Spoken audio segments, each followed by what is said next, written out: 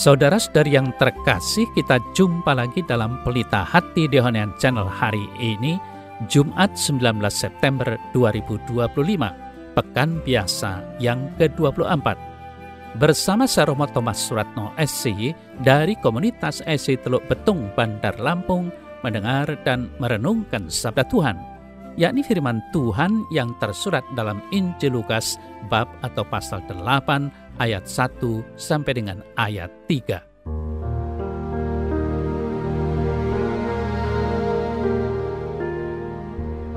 Tidak lama sesudah itu, Yesus berjalan berkeliling dari kota ke kota dan dari desa ke desa memberitakan Injil Kerajaan Allah. Ke-12 muridnya bersama-sama dengan dia, dan juga beberapa orang perempuan yang telah disembuhkan dari roh-roh jahat atau berbagai penyakit, yaitu Maria yang disebut Magdalena, yang telah dibebaskan dari 7 roh jahat, Yohana istri Kusa, bendahara Herodes, Susana, dan banyak perempuan lain. Perempuan-perempuan ini melayani rombongan itu dengan kekayaan mereka.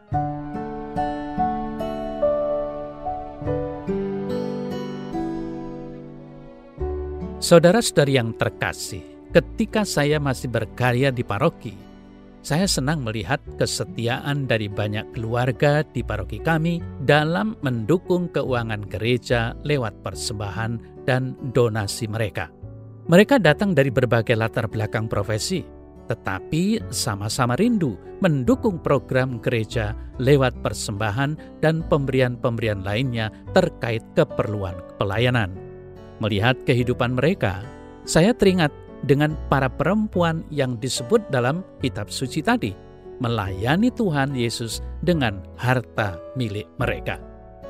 Saudara-saudari yang terkasih, dalam perjalanan keliling kota dan desa untuk memberitakan kerajaan Allah, Yesus dan ke-12 rasul tentu membutuhkan dukungan keuangan yang cukup. Kebutuhan yang ditangkap dengan baik oleh Yohana, istri Kusa, Susana, dan banyak perempuan lain yang melayani Tuhan dengan kekayaan mereka. Tidak disebutkannya nama-nama mereka semua sama sekali tidak meniadakan pentingnya arti pelayanan mereka. Kita percaya, sekalipun nama mereka tidak dicatat, tetapi Allah tentu menghargai pemberian dan kerelaan hati mereka karena telah mengambil bagian dalam mendukung pekerjaan Tuhan di bumi ini. Faktanya, saudara-saudara yang terkasih, segala keperluan terkait pelayanan membutuhkan dana cukup agar dapat berjalan dengan baik. Nah, menariknya, kesempatan untuk memberikan dukungan dana terbuka bagi siapa saja tanpa memandang status ekonomi, jabatan, atau hal-hal lain yang dapat menghalangi seseorang untuk memberi.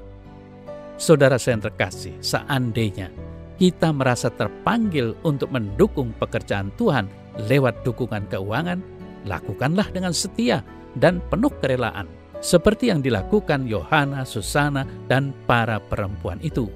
Saudara saya yang terkasih, kita hendaknya selalu ingat dan sadar bahwa setiap orang percaya memiliki tugas untuk melayani Tuhan.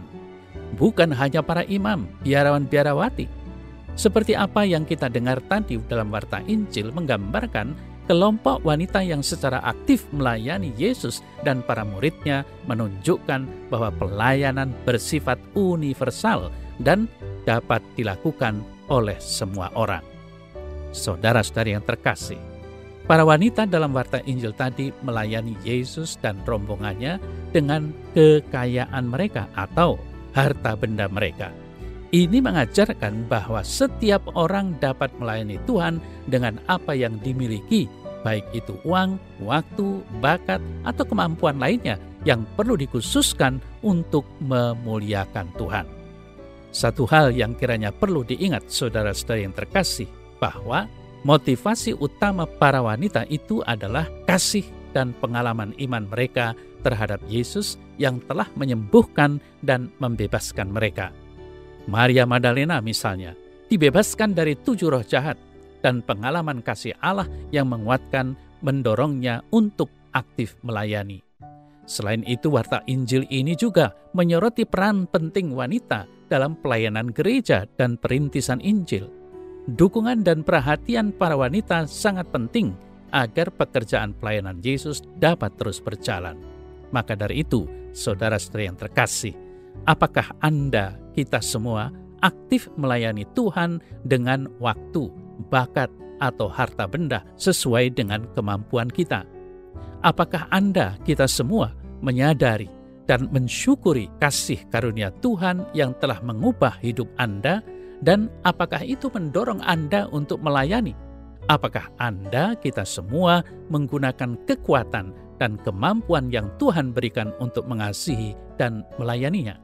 Dengan merenungkan ini, saudara-saudara yang terkasih, kita semua diundang untuk meneladani para wanita pengikut Yesus yang penuh semangat, setia, dan pengorbanan dalam melayani Tuhan dan menyebarkan kabar baik kerajaan Allah.